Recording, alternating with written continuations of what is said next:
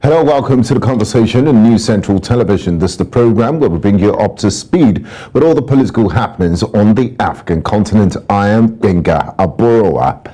Today on the conversation, we will be looking at the 8-point agenda of Nigeria's President Bola Tinubu with a focus on addressing security concerns in the country.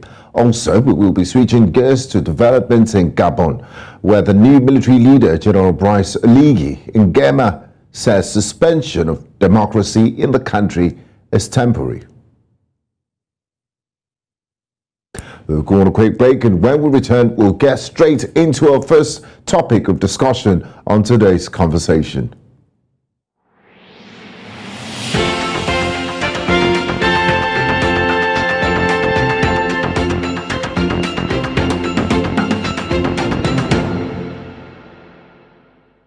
We begin in Nigeria, where President Bola Tinubu's administration unveils an 8-point agenda to advance the Nigerian economy with a focus on addressing security concerns. President Tinubu, who became president in May 2023, pledged to adopt a new security approach, appointing diverse and experienced military and police chiefs. This inclusive approach contrasted with his predecessor, Muhammadu Buhari, who had concentrated security leadership in his region.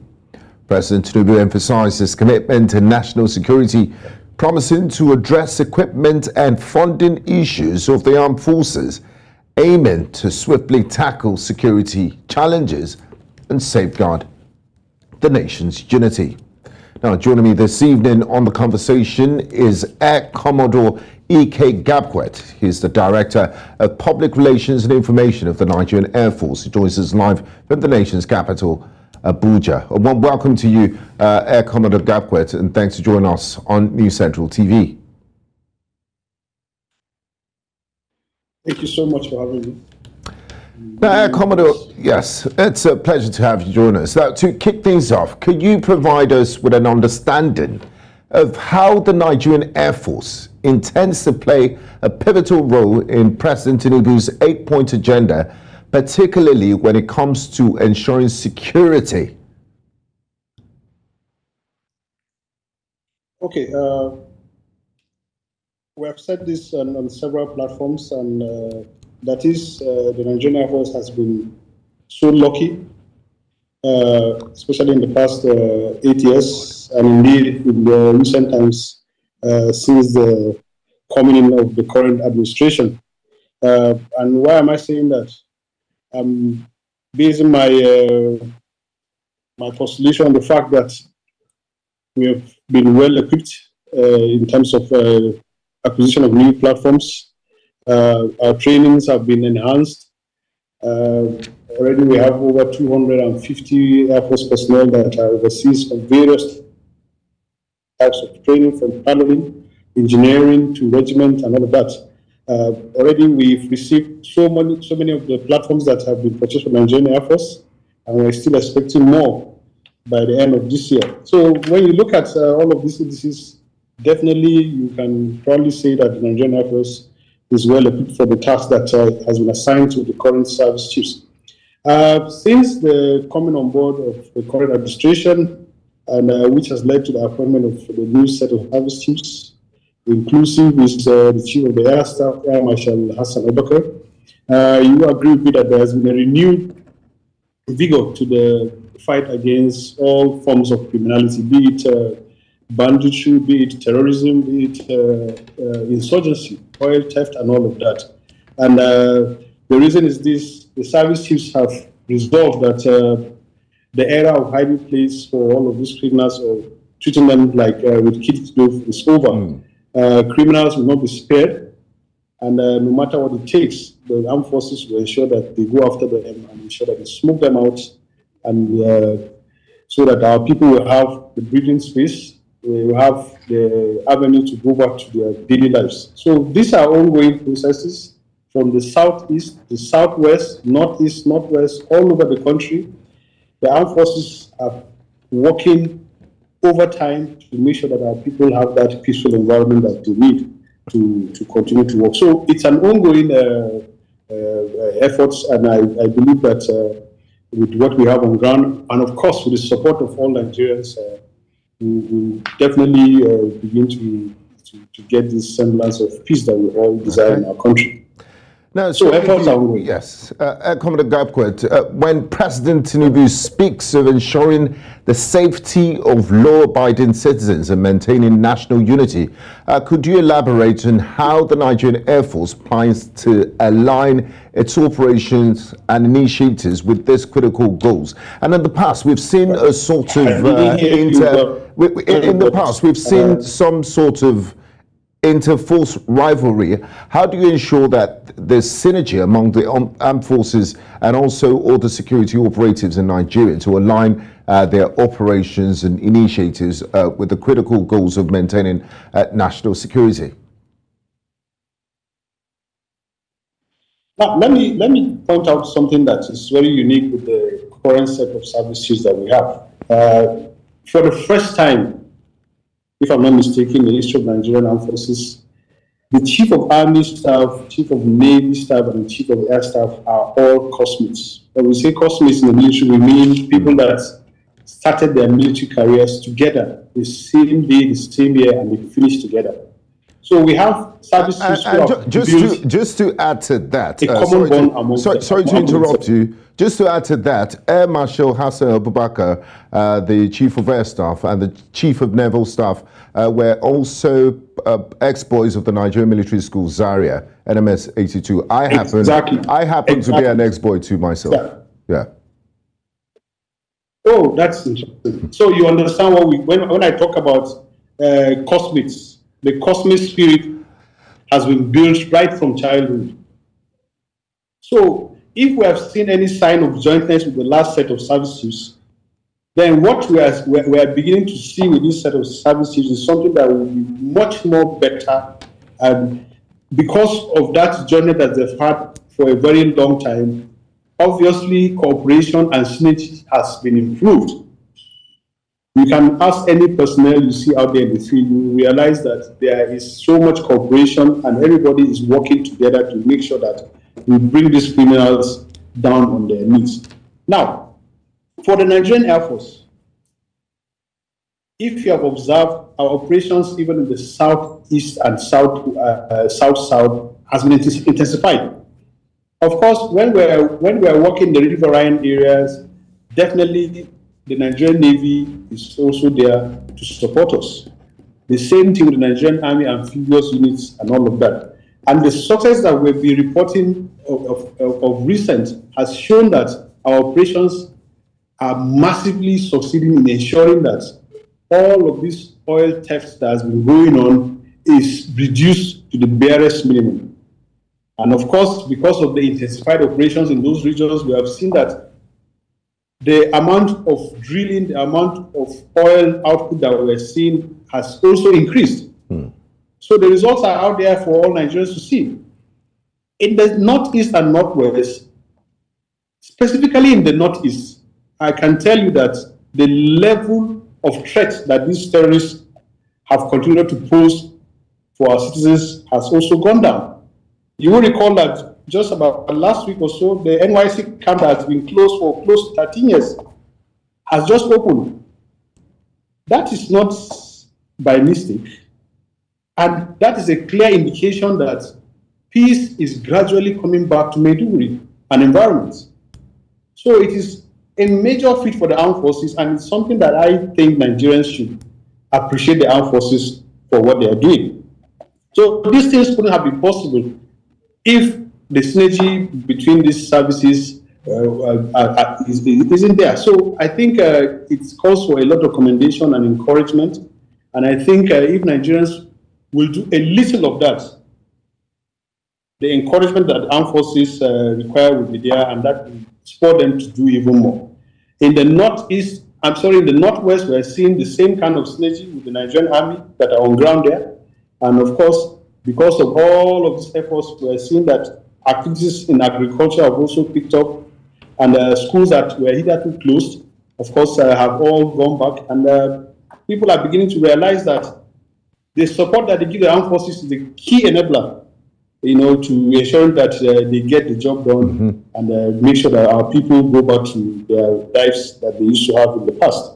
So all of these things are things that are gradual, but of course we're seeing a lot of results that are being made out there in the field. Now, Commodore, in the context of President Tinubu's administration, could you provide a deeper insight into the specifics of how the Air Force, its role in addressing security challenges such as terrorism, banditry, and criminal activities? Because ordinary Nigerians wonder how the Air Force can be involved in this. When they think of the Air Force, they think of fighter jets and what have you. Could you explain in layman's terms how the Air Force is involved in the security operations and its role? Well, modern warfare is majorly controlled by air power. And when I talk about air power, is the firepower the Nigerian Air Force brings to the fight against all forms of criminality from the air. Once you have eyes in the air, once you're able to deliver your weapons from the air where your enemies are not seeing you, definitely the advantage is in your court. And that is what the Nigerian Air Force brings to this fight. You know, aside from air power, we ensure that we give close air support to our ground troops, Nigerian Army troops, and all other ground troops and other security agencies to ensure that we decimate these enemies as much as possible. So the Nigerian Air Force is bringing in so much. Air transportation is also there, moving the troops in and out of the theater environment, and so many other things. Casualty evacuation. It's all there, and those are some of the capabilities that the Nigerian Air Force brings to the field. And these things have been well enhanced because the federal government, under the current administration of President Bola Tinubu, has enabled the Nigerian Air Force and the other services to do most of these things that we're doing.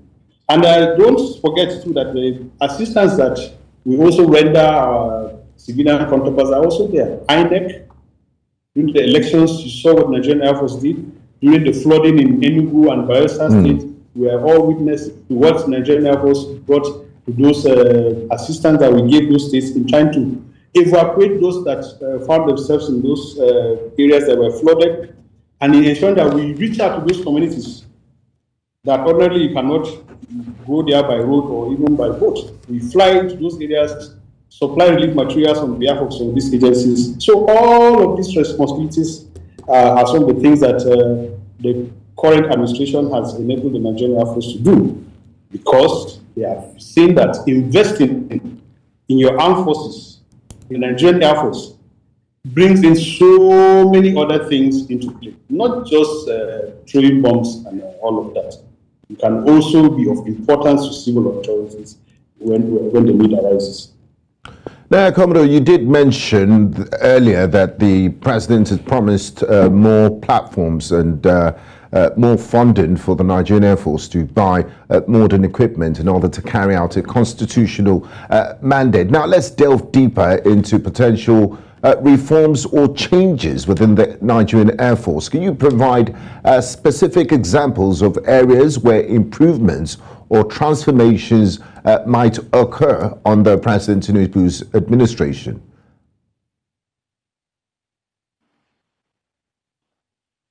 Well, I don't think you expect the president to come and run the Air Force himself, and that is why he has put a capable hand in the person of Air Marshal Hassan Bakr to run the affairs of the Air Force for him. And we in the Air Force are very happy with what we have seen so far since he came into office.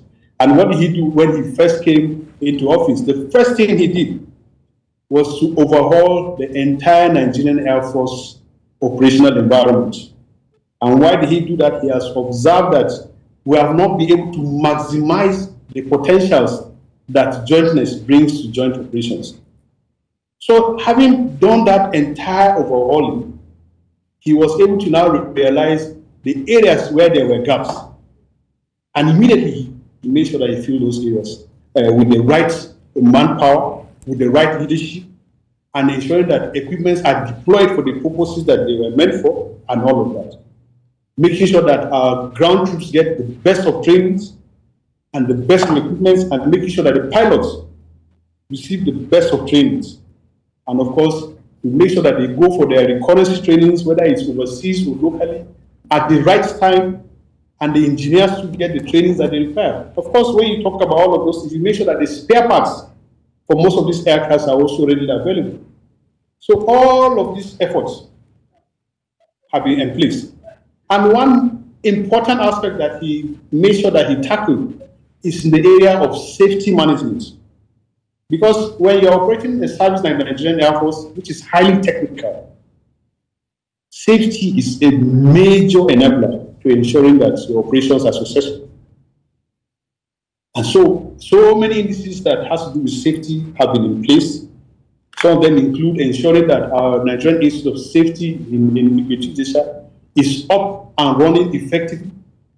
And because of that, all our pilots and engineers go to Abuja and spend at least a year to make sure that they get all the rudiments of trainings that has to do with safety, which they are supposed to bring to bear in handling most of our equipment. Making sure that the safety management manual, which is in line with ICAO best practices, are in place in all of our training institutions. Because once you imbibe this safety attitude in your personnel, then as much as possible, you try to safeguard against accidents and incidents. So most of these things have been put in place, and I think that is the reason why we're seeing so much results in most of our operations. You know, so things are moving very, very well, and we are very, very happy. I mean, that's great news for the Air Force and great news for Nigerian citizens who definitely appreciate how the Air Force servicemen put into safeguarding national security and their lives. And Air Commodore Gabkwet, are there any forthcoming Air Force-led operations or initiatives that you could discuss aimed at proactively tackling the country's security situation? Would appreciate more insights into these potential efforts. What's the Air Force working on at the moment, and what's the bigger picture? Well, I can only tell you the operations that we have carried out in the past. If I begin to tell you what we plan to do, then you'll be it's more like telling the enemy that exactly they should just pack their things and report out of their current location. But I can tell you that especially in the last 2 months, we have intensified our operations, especially in the southern part of the country, because it is very, very clear that the economy of Nigeria is one of the most important things that we should be focusing on. And majorly, the issue of oil theft comes to the fore. If you have observed that, in the last 1 month especially, we have intensified operations in the south area of the country.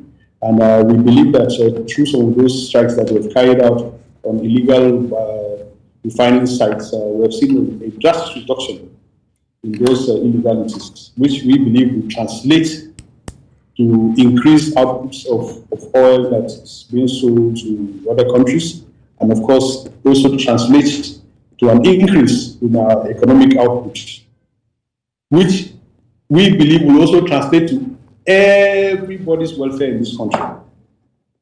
Of course, the situation in the southeast is an area that we are also putting an eye closely, working with our other counterparts in other security agencies, and we are ensuring that that era of criminals going from one police station to another, burning and or killing innocent Nigerians in the name of one agitation or the other, will not be allowed to continue.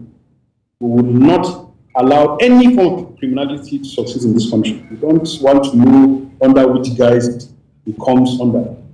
A criminal is a criminal, and as long as you undertake any illegality, we will make sure that we work with the Nigerian Army, the Nigerian Navy, the Nigerian Police, the DSS to bring it to justice.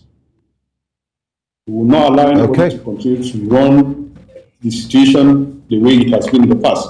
Now, Commodore Gabkwet, sorry to interrupt you because we're running out of time, and there are a few issues I would like to touch up on before we wrap up conversation. You did mention some of the operations the Air Force has been engaged in, and we do know that some of your arsenal is quite heavy. That the Air Force has quite a lot of firepower, which you've mentioned.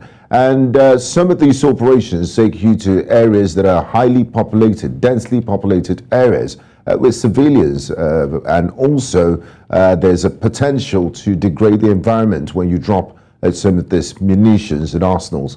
What's the Air Force's strategy to minimize collateral damage and civilian collateral damage and minimize civilian casualties and innocents when you carry out some of these operations? Yeah, the operations we carry out are not carried out blindly. Before we undertake any operation, due diligence is always carried out.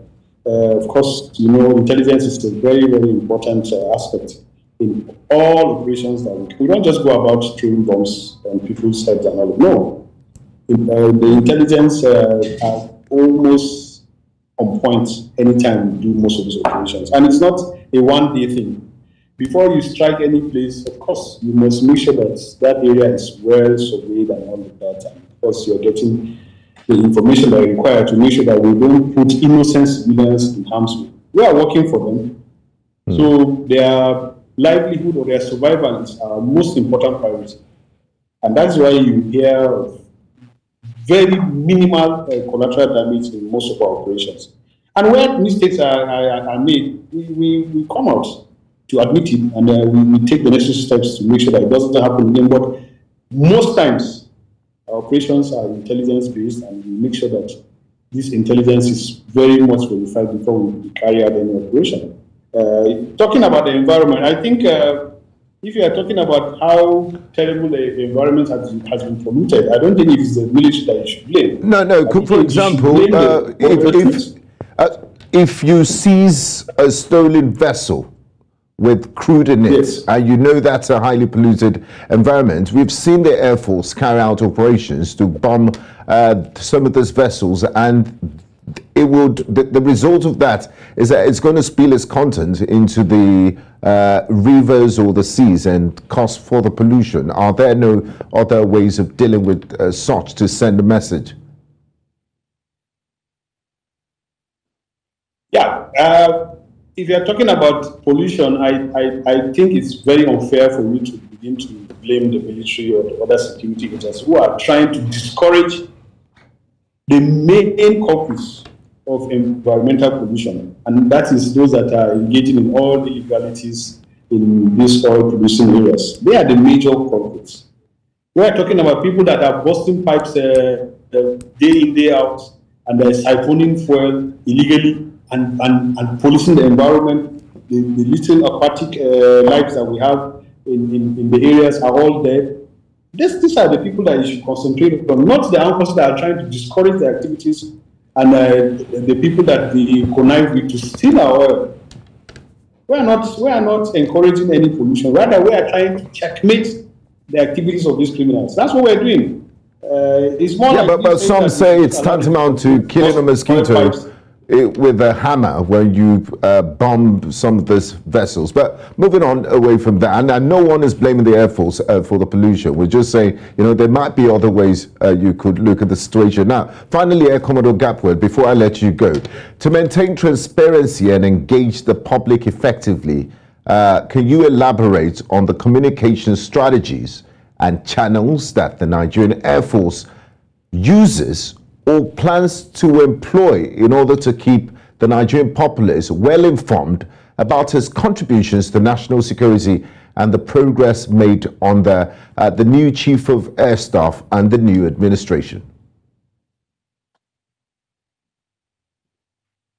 Well, one of the channels we use to communicate with Nigerians is just your program here. You agree with me that I know you have a very large audience out there, and I'm sure a lot of them are watching us and appreciating our discourse right now. So the Nigerian Air Force is open to any type of interrogation that anybody may want to make. If you want any inquiry, you want to carry any inquiry or anything, we are open to discuss anything with you. And of course, The Public Relations Department is established for that purpose. If anybody wants to find out any information about Nigerian Air Force, of course, as long as it does not affect our national security, we are very open to getting that information. The chief is also very welcoming. Anytime he's out there in the field talking to our personnel, he's always eager and anxious to talk to members of the press. Whichever question they want to throw at him, he has always been ready and he has answered them. And I don't think we have any issue with regards to that. So we are all there. All our commands have public relations departments in those commands. So if you want to find out anything, you want to inquire about our activities, as long as it does not threaten our security or doesn't reveal anything that is detrimental to our security, we are open to talk to you. Thank you very much. We keep on saying this. Yes. Hold on, sir. The Nigerian Air Force belongs to Nigerians. It's high time we begin to realize that. The Nigerian military is for all Nigerians. It's being run by the taxpayers' money. So please, I see no reason why anybody should doubt our openness and our sincerity whenever there are any issues to clear. So please, Nigerians should feel free to contact us whenever they have any issue to clear. Thank you very much for your time, Air Commodore E.K. Gabkwet, Director of Public Relations and Information at Nigerian Air Force. We do appreciate your time and contribution to the program. And we look forward to engaging soon, probably pay a visit to the headquarters in Abuja as time passes. Thank you. Thank you, sir. Thank you very much.